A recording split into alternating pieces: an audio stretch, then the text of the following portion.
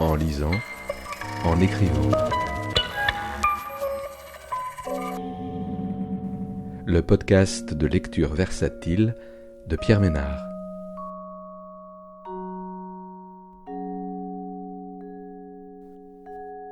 Aujourd'hui, Les Enténébrés de Sarah Chiche, paru aux éditions du Seuil en 2019.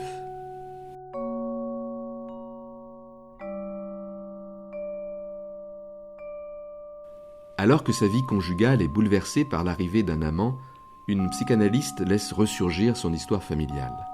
Sarah Chiche explore les failles de l'intime, de la famille, de nos héritages et de nos blessures enfantines. Une réflexion sombre et lucide sur l'amour qui ne nie surtout pas le tragique de l'existence. Une plongée vertigineuse dans toutes ces folies individuelles sur lesquelles l'immense folie de l'humanité vient heurter. Les guerres, la barbarie, la colonisation, les migrations, les unes entrant en résonance avec les autres. Un roman dense et troublant qui se lit comme l'assemblage d'un puzzle.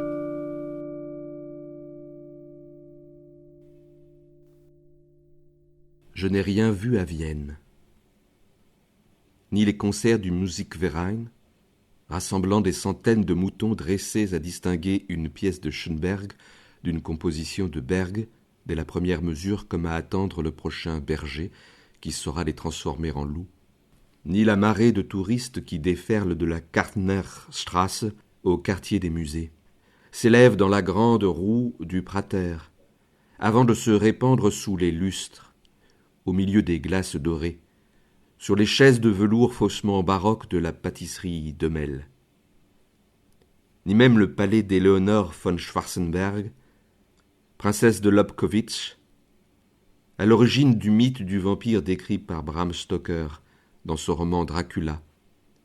Morte répudiée, calomniée, enterrée loin des siens, sans le moindre faste.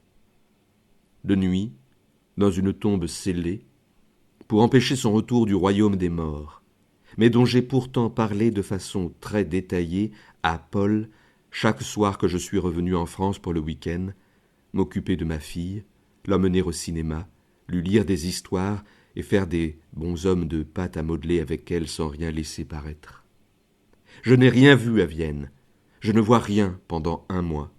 Je ne vois que Richard auprès duquel je m'ensevelis.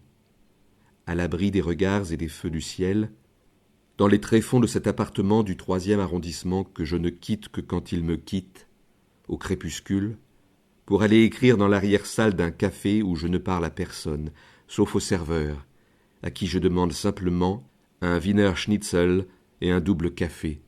Mais à force de me voir m'asseoir toujours à la même table, toujours à la même heure, je n'ai même plus besoin de parler. On m'apporte mon Wiener Schnitzel et mon double café, et je m'enfonce, dodelinante et repue, dans un long rêve qui ne se dilue que dans l'aurore, parce que le café ferme et que Richard va bientôt sonner à ma porte. Un matin, il m'annonce que Margaret est partie à la campagne pour plusieurs jours. Il s'est débrouillé pour rester en ville. Je lui raconte ma visite à Steinhof. Je lui dis tout. Les paroles du directeur, celles de l'universitaire, les images dans ma tête. Et puis, soudainement, cela vient. C'est le déchet qui parle. La loque sous le corps, qui raconte ce qui jamais ne fut dit à quiconque. D'abord, mon grand-père, puis ma mère, puis ma grand-mère, puis mon arrière-grand-mère. Les mots mettent du temps à franchir la barrière des dents. Je suis obligé de les chuchoter. Ils sont presque inaudibles. Je voudrais tuer chaque mot qui sort de ma bouche, jusqu'à oublier qu'ils ont été vécus. Je voudrais tuer la personne qui les dit, qu'elle disparaisse instantanément.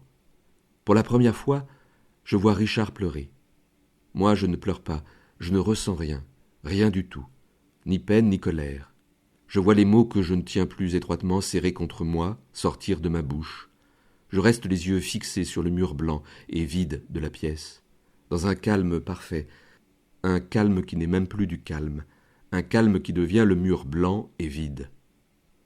Je sais que je suis en train de me fragmenter, mais la bouche continue de dire pour rien ce qui, depuis longtemps déjà, a excédé toute possibilité d'être pensé.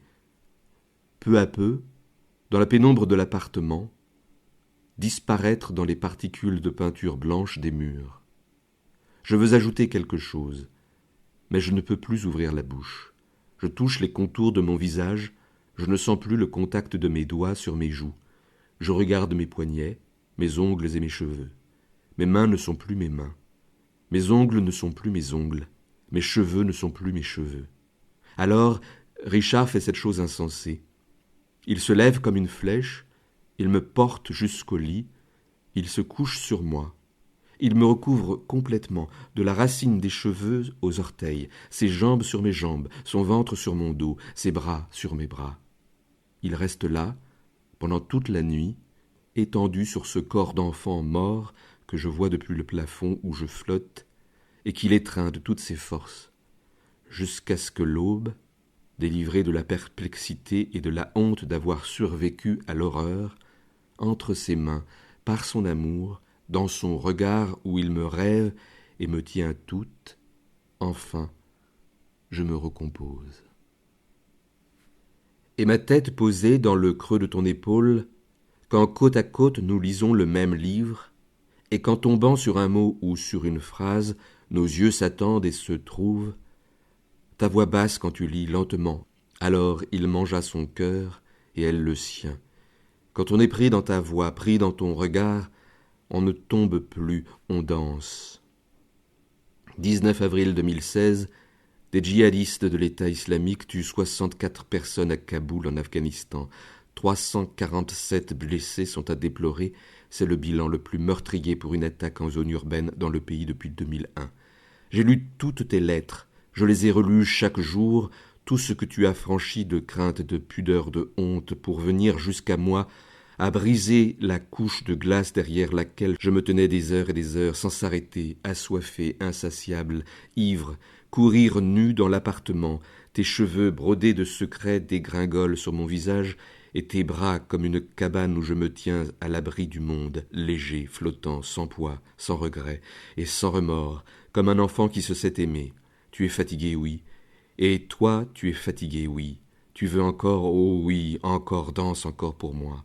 Tu es belle. Non, je suis devenue belle à cause de ce que tu as mis dans mes yeux depuis plus d'un mois. Des milliers d'animaux marins s'échouent morts sur les plages de l'archipel de Chiloé, au sud du Chili. Ces événements font suite au rejet en mer de 5000 tonnes de saumon en décomposition par des centres d'élevage situés à proximité de l'île. Je pense à ces milliers de petites choses qui, année après année, depuis l'enfance, nous ont préparés l'un à l'autre ces rencontres, ces hasards, ces chagrins, ces bifurcations de l'existence, qui ont fait qu'un jour, je suis tombé en toi et tu es tombé en moi. Je veux te vénérer de toutes les façons possibles et me souiller avec toi de toutes les façons possibles. Tout me préparait à toi, et ma joie d'aujourd'hui jaillit de la source même de ce qui fut mon malheur. Laisse-moi encore t'apprendre, ta tête posée sur mes genoux, les rides verticales qui partent de chaque côté de tes sourcils et barrent ton front plus profondément à gauche qu'à droite.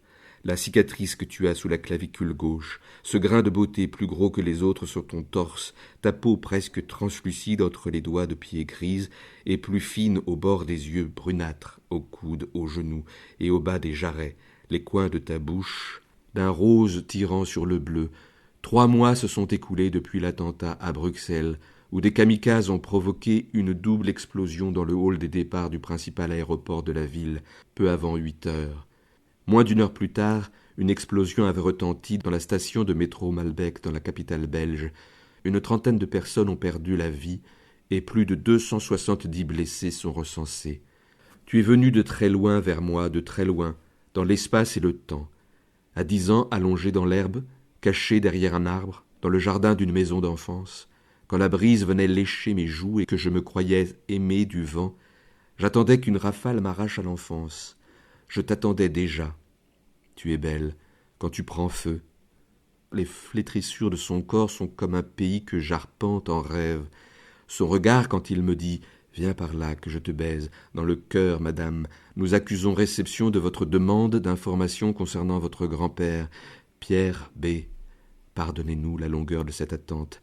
Nous avons chaque mois 1 millier de demandes à traiter. Nous sommes en mesure de vous confirmer que votre grand-père a bien été déporté le 28 octobre 1943 au cours de l'opération Meerschaum, arrivé le 30 octobre 1943 au camp de Buchenwald, enregistré sous le matricule 30 786, puis envoyé dans un second temps le 26 novembre 1943 au camp de Schönebeck. Les doigts fiévreux, je dépose en offrande à tes pieds tout ce que je sais du jour et de la nuit, tout ce qui m'a consumé, et ce à quoi rêvent les forêts dans lesquelles j'ai creusé et creusé jusqu'à me creuser moi-même pour aller vers toi et te trouver. J'arrache ton visage à la mort, j'arrache ton corps au néant, tu ne mourras jamais, je t'aime. 12 juin 2016, une fusillade à Orlando fait 49 morts et 53 blessés. Même les fleurs dans les magasins sourient quand elles te voient passer dans la rue, dans ton manteau, sous lequel tu viens de me voir toute nue. Le curé, 2 sœurs et des fidèles ont été pris en otage par 2 individus armés. Le prêtre a été égorgé. Tourne-toi, mon cœur, et il me baise toujours plus loin, toujours plus fort, encore et souvent. C'est moi qui le supplie d'arrêter. Je vais mourir si tu continues. Il arrête. Le massacre de plusieurs dizaines de civils dans la nuit de samedi à dimanche à Beni, dans l'est de la République démocratique du Congo, attise la contestation contre le président Joseph Kabila, alimentant un climat politique déjà tendu à quelques mois de la fin de son mandat officiel. Mais alors c'est moi qui lui demande de continuer encore et encore, déluge de bombes sans précédent à Alep. C'est une torture de devoir te laisser, de devoir te rendre au monde. Des milliers de civils syriens ont été tués. Dans 2 mois, à ce rythme, Alep risque d'être totalement détruite, a averti jeudi 6 octobre l'envoyé spécial de l'ONU sur la Syrie. Je ne pensais pas que la vie me ferait un tel cadeau, que tu sois né, tes parents ont tellement eu raison, mon amour, de te fabriquer.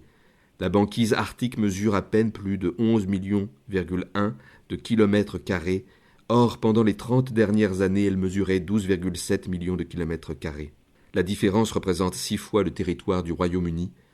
La disparition de cette banquise serait quasiment inédite. Cela ne s'est plus produit depuis au moins 100 000 ans. Je voudrais que tu m'utilises complètement pour m'aider à oublier l'espace de quelques minutes la responsabilité morale qu'implique le fait d'exister et d'avoir chaque jour, à chaque instant, à se comporter avec noblesse et dignité. Je voudrais que tu le fasses jusqu'à ce que tu me déshabilles de moi-même, jusqu'à ce que j'oublie de penser, jusqu'à ce que je pleure, puis que tu me prennes dans mes larmes et que tu les boives, et que tu me boives jusqu'à ce que je ne pleure plus. 22 octobre 2016, les abeilles sont officiellement reconnues comme espèce en voie de disparition.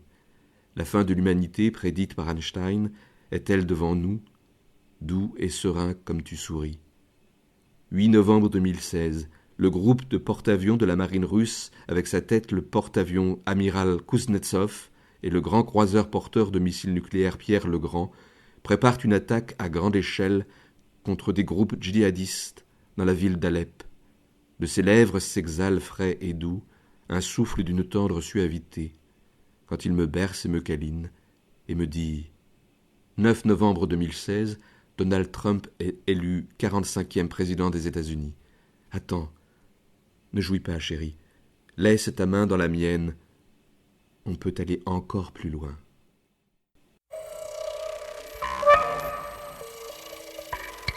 En lisant, en écrivant.